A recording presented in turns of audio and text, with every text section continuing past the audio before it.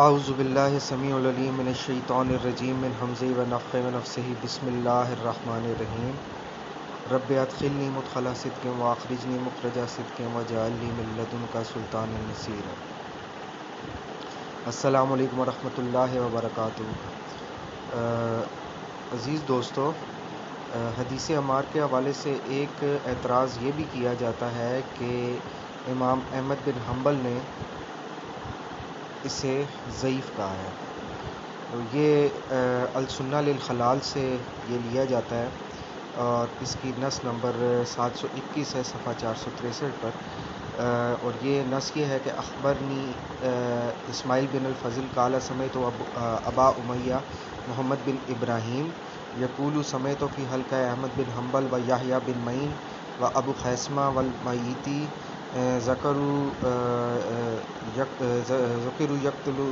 عمار الفیت الباغیہ فقالوا ما فیہ حدیث صحیح۔ تو اس میں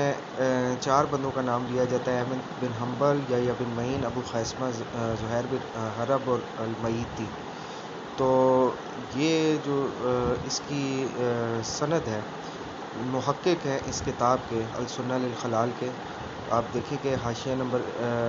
4 میں انہوں نے کہا کہ اسنادہ ضعیف وہو مخالف للحق فقد ثبت قول النبی لعمار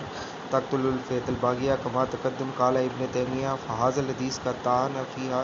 طائفۃ من اہل العلم لیکن رواہ مسلم فی صحیح وہو فی بعض نسخ البخاری۔ تو یہ ابن تیمیہ کا اس قول کا یہ مطلب ہے کہ اس حدیث پر اہل علم کے ایک جماعت نے طعن کیا ہے، یعنی تنقید کی ہے، لیکن یہ مسلم نے صحیح میں روایت کی ہے اور یہ بخاری کے بعض نسخوں میں موجود ہے۔ یہ ان کے فتاویٰ جلد 35 صفحہ 74 کا حوالہ بھی دیا ہوا ہے۔ تو سب سے پہلی بات تو یہ ہے کہ اس میں اسماعیل بن الفضل جو ہے وہ مجہول ہے، اس کے بارے میں کچھ بھی پتہ نہیں، اور دوسرا راوی ہے ابو امیہ محمد بن ابراہیم، یہ ترسوسی ہے، اس کی مسند ترسوسی بھی موجود ہے، لیکن حافظ ابن حجر نے تقریب التہذیب میں اس کے بارے میں لکھا ہے کہ یہ صدوق ہے، وہم کرتا ہے۔ تو یہ اگر یہ روایت اس نے اسماعیل بن فضل مجہول نے اس سے روایت کی ہے اور اس میں ابو امیہ محمد بن ابراہیم کا وہم بھی شامل ہے، پہلی بات تو یہ ہے کہ مجہول ہونے کی وجہ سے تو یہ بالکل ہی ضعیف ہو جاتی ہے اور اس کا ذوف مزید بڑھ جاتا ہے کہ یہ ابو امیہ محمد بن ابراہیم کا وہم ہے۔ اس کے بعد دوسری نص ہے 722 اسی صفحہ پہ ہے، سمیت محمد بن عبداللہ بن ابراہیم قال سمیت ابی یقول سمیت احمد بن حنبل یقول روی فی تقتل عمار الفیت الباغیہ 28 حدیثا لیس فیہا حدیث صحیح، کہ یعنی احمد بن حنبل نے فرمایا کہ تقتل عمار الفیت الباغیہ کے حوالے سے 28 احادیث ذکر کی جاتی ہیں اور ان میں سے ایک بھی حدیث صحیح نہیں ہے، اور یہ سبھی صحیح نہیں ہے۔ تو اس کے بارے میں بھی اس کی جو سند بھی ہے، یہ محقق نے لکھا ہے کہ اس کے کئی تراجم بھی، یعنی کہ محمد بن عبداللہ بن ابراہیم ہے اور اس کا والد ہے ظاہر ہے یہ عبداللہ بن ابراہیم ہوگا، کہ ان کی معرفت نہیں ہے۔ وہذا خلاف الحق، اور یہ حق کے خلاف ہے، وخلاف ما رواہ یعقوب بن شیبہ، اور جو یعقوب بن شیبہ نے روایت کیا ہے، کما ذکر ذالک مؤلف فی الحاشیہ عن الامام احمد رحمہ اللہ علیہ وانہ قال فی ھذا غیر حدیث صحیح عن النبی۔ تو اس میں حاشیہ میں لکھا ہوا ہے فی حاشیہ اصل قال ابن الفرا و ذکر یعقوب بن شیبہ فی جزء الاول من مسند عمار سمیت احمد بن حنبل سئل عن حدیث النبی صلی اللہ علیہ وآلہ وسلم فی عمار تقتل الفیت الباغیہ فقال احمد کما قال رسول اللہ، کہ جب ان کو یہ حدیث سنائی گئی تو انہوں نے یہ کہا کہ ہاں رسول اللہ صلی اللہ علیہ وآلہ وسلم نے یہ فرمایا ہے، قتلت الفیت الباغیہ وقال فی ھذا غیر حدیث صحیح عن النبی و ذکر ان یتکلم فی ھذا باکثر من ھذا فھذا الکتاب۔ تو یہ آپ دیکھیں کہ امام احمد بن حنبل نے خود یہ مانا ہے، اور اس پہ اگر کوئی طعن کرتا ہے کہ یعقوب بن شیبہ کی جو مسند عمار ہے اس کا جز اول یا کوئی بھی یہ نسخہ موجود نہیں ہے، تو یہ آج موجود نہیں ہے نا، یہ ابو بکر الخلال جو اس کتاب کے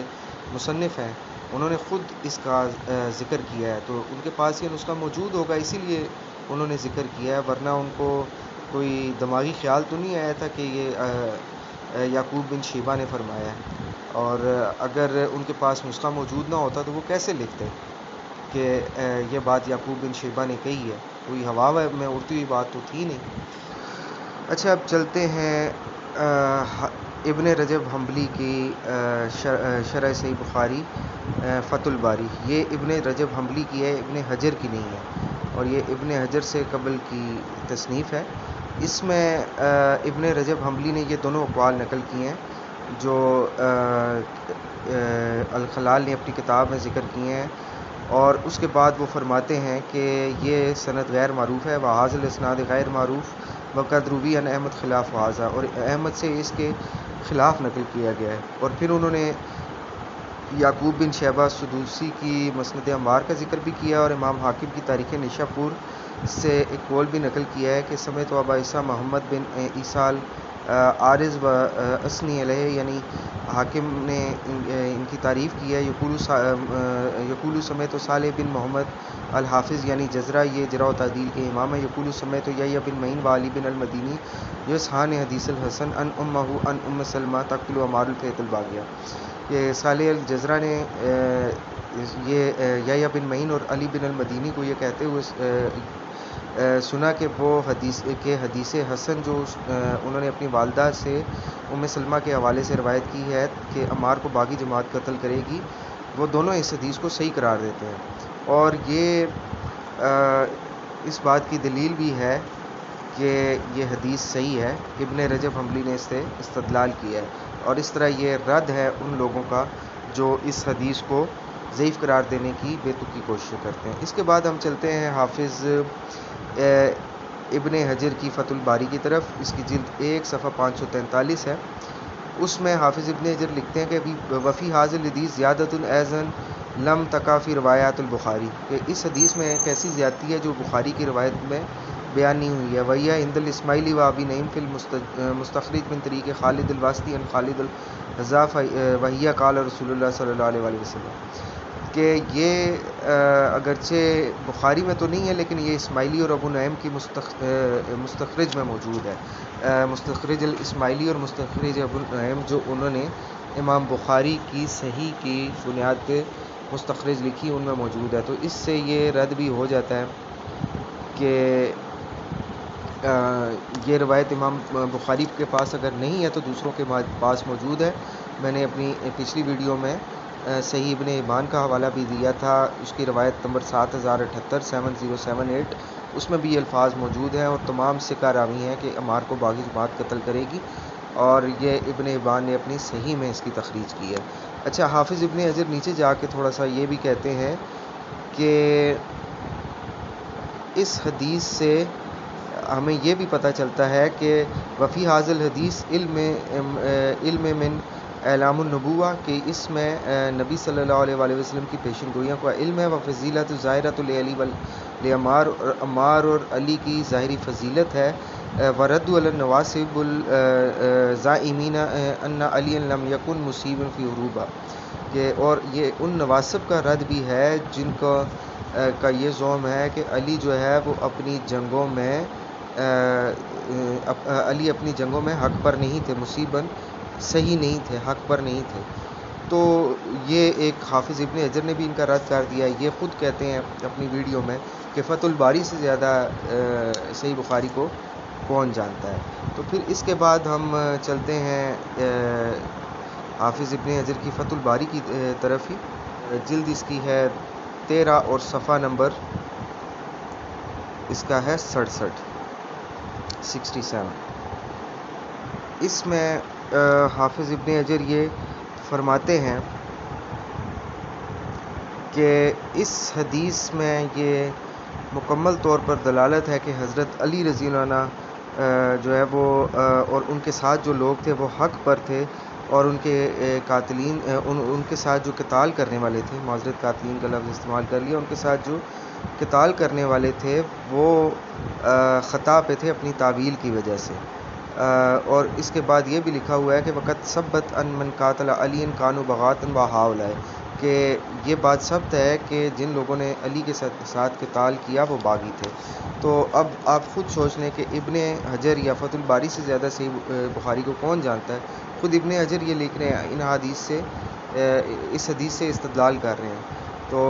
یہ بات ثابت ہو گئی کہ ان لوگوں کا یہ کہنا کہ امام احمد بن حنبل یا بن معین، زہیر بن حرب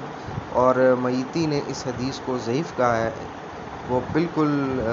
باطل بات ہے، اس کی کوئی سند صحیح نہیں ہے۔ اگر سند صحیح ہے تو آپ اس سند کی تحکیم پیش کریں، اس کی صحت کی تحکیم پیش کریں، تو تب یہ مانی جائے گی، وگرنہ یہ نہیں مانی جائے گی۔ امام احمد بن حنبل نے اس حدیث کو متعدد مقامات پر تخریج کیا ہے اور اس کی صحیح اسناد پیش کی ہے۔ بہت بہت شکریہ۔ اللہ حافظ۔